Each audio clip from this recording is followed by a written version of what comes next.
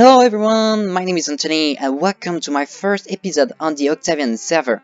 And today there's a lot of things I would like to do, so maybe I could start showing you around what we've been doing here for a few months on the Octavian server. So let's get cracking. And everything started in this little medieval house, which was the first building we made on the Octavian server.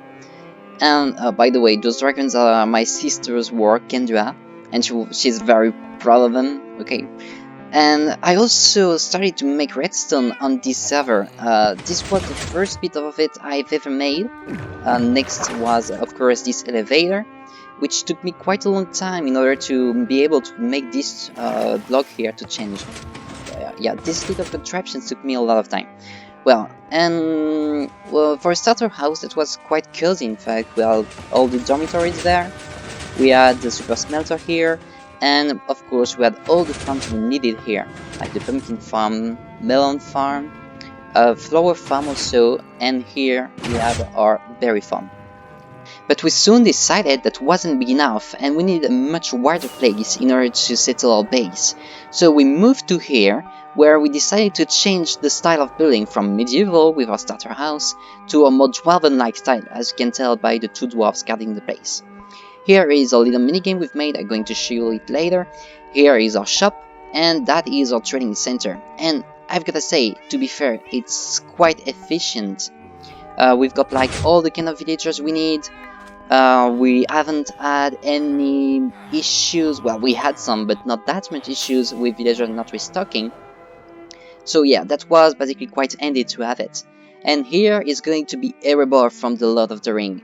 In this level will be all the farms we need, and down there is going to be the treasure room, where Smog is supposed to be sleeping, so obviously we'll have to fill this with gold.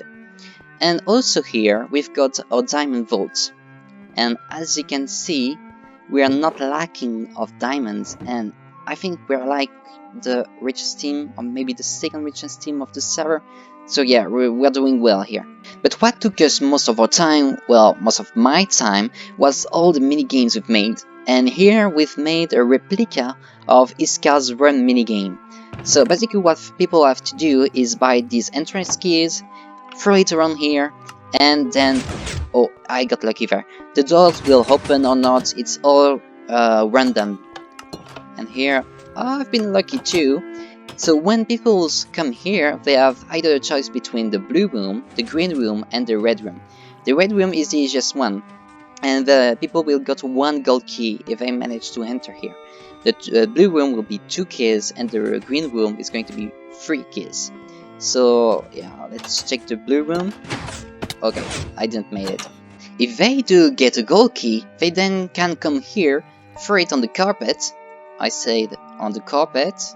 No, would I be kidding? Yeah. And then they can get a reward, so they just have to wait for the lights and the music to turn off.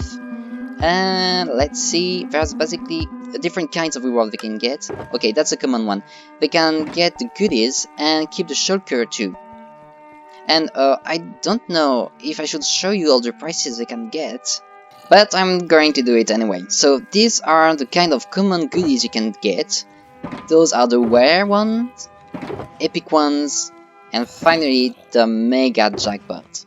So yeah, it can be cool to get one of these. But what was absolutely the toughest game we've made is this escape game here. So people, when they have to do it, come, put all their stuff in it, and then get down in this tube. Once down there, they will have the first hints in order to escape from here. They can get some food, and when they're ready, they press the button and basically start the game. So I'm not going to show all of it to you today because it's not the purpose of this very video, but probably later on. Yeah. Another game we've made in the area was a PvP arena, which you can see over there. This took us 2 days to build, so I think we've made it quite fast. And probably that the name says it all. It's a PvP arena, so people grab some stuff, then they go down in there and fight to death. But that was all part of a bigger plan, the Sorcerers Game. Now, the Sorcerers minigame is the reason why I'm here today, and I'm very proud of it so far. We've converted, I think, 16 or 17 people now to play to it. So let's explain what it's about. There's two phases to the Sorcerers minigame.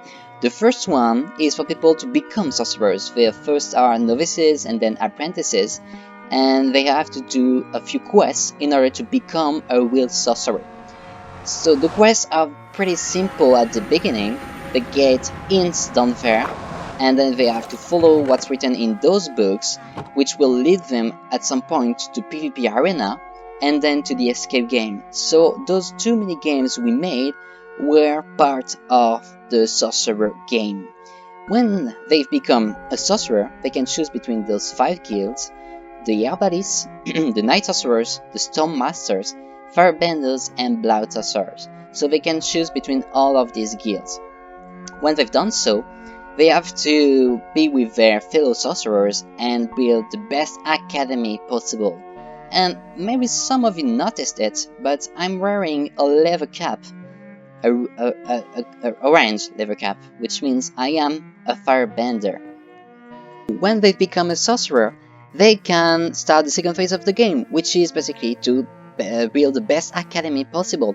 And as you can see here, we've already started to build in this Fire Nation kind of building, with here a training hall. And now there is a few rules about it, such as that when someone is working on his academy, he has to wear his leather cap, which indicates in which guild he is and that he is working on it. Because as soon as someone is wearing his leather cap, others are allowed to PvP him, which is not recommended at this point because it will probably declare war between the two guilds, but still they can, it's a possibility. So you might wonder, where is the magic? Why is it a sorcerer game? Well, it's pretty simple. It's all into the PvP, in fact, because each academy has specialties, such as the Firebenders have the ability to use flame bows and fire aspect swords, and they are the only one able to do so. The Storm Masters can have the Channeling Tridents and the Riptide Free Tridents. So each guild has some strong points, which the other guilds are not able to use. Now I have a genuine question for you guys. In fact, for the moment, the only objective of the game is to build the best academy possible, but when it is done, here I am at the Blood Sorcerer Academy, and it's doing very well, but when the academies are built, what are we going to do about them? What can we do in order to develop the game?